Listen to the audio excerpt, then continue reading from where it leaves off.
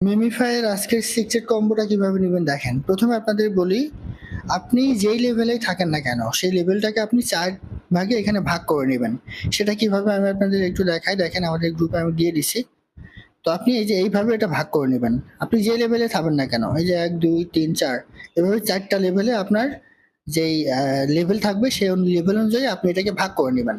তো ভাগ করে নেওয়ার পরে এখানে দেখেন আমি একটা কোড দিয়ে দিছি 13442321।